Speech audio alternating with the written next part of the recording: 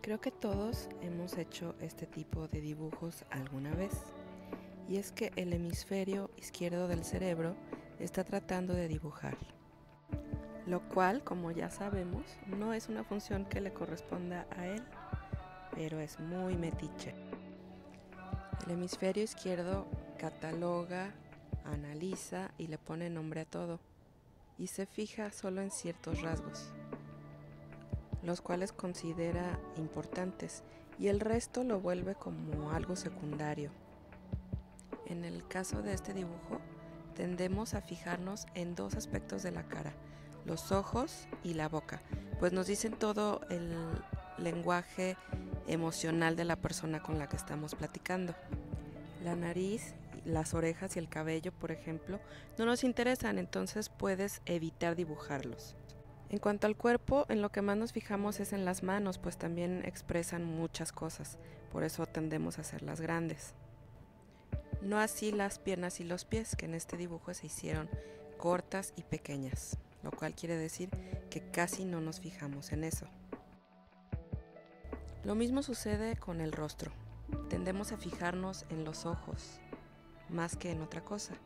Por eso, a la hora de dibujar, es muy probable que los hagamos de un tamaño exagerado. Esto también es algo bien común. Cuando no sabemos dibujar algo, lo escondemos, como en este caso las manos. Pero entonces, ¿de qué sirve ese mentado lapicito que cierran un ojo, estiran el brazo y luego ven como si vieran a través de él? El artista necesita un instrumento de medición. ¿Y qué mejor que un lápiz? Pues ya lo está utilizando para dibujar. Es muy difícil dibujar solo basándote en tus percepciones. Es muy importante medir. Todos tenemos alguna tendencia a dibujar de cierta manera, en que nos quedan gordos, flacos, largos o chaparritos los dibujos, y en algunas ocasiones chuecos, dependiendo nuestra visión. Si tenemos algún problema con nuestra visión, ese tipo de errores se pueden agravar aún más. Pero bueno, vamos entrando en materia. Supongamos que queremos dibujar esta botella con un vaso.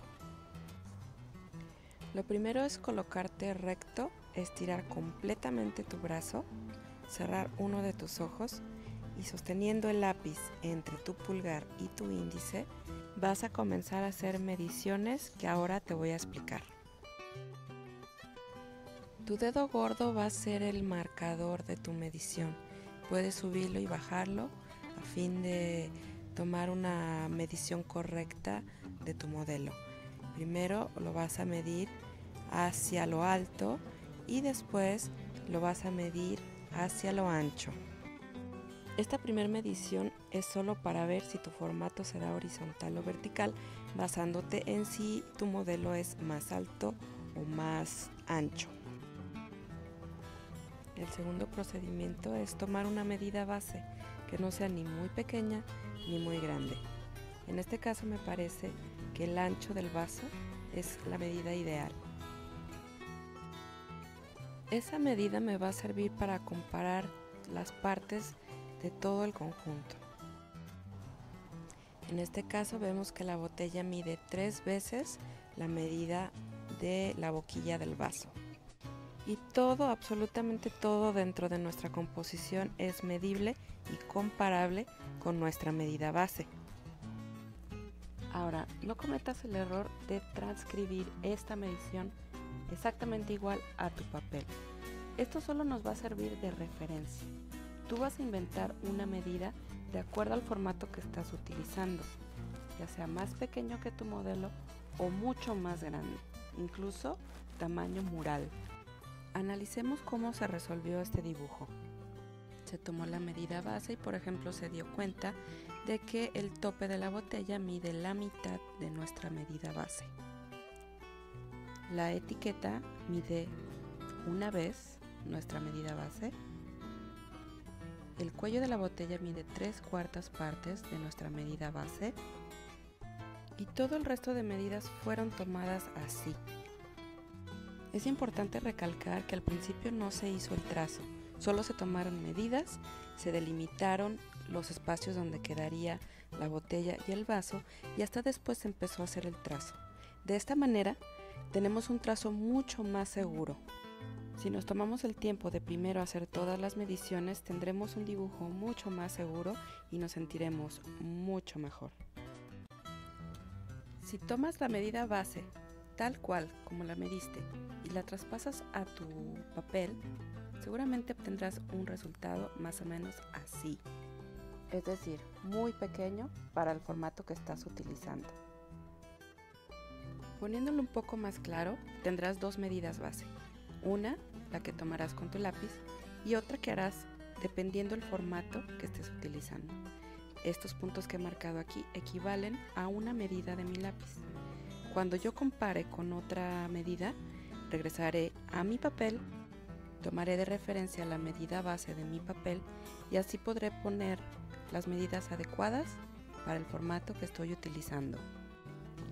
Teniendo estas dos medidas base, puedes hacer un dibujo más pequeño que tu modelo o mucho más grande, siempre aprovechando al máximo tu formato, y así quedará un resultado mucho más satisfactorio. Dentro de una composición todo es comparable con todo, siempre y cuando tengamos una medida base intermedia.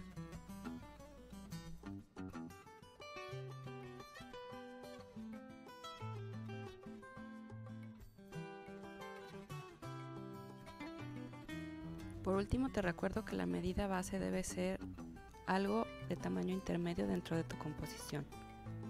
Lo que sea más pequeño en relación a tu medida base se medirá en medios, tercios, cuartos, etc. Y lo que sea más grande se medirá en 1, 2, 3 veces, etc. Y bueno, me despido por hoy enviándoles un montón de amor.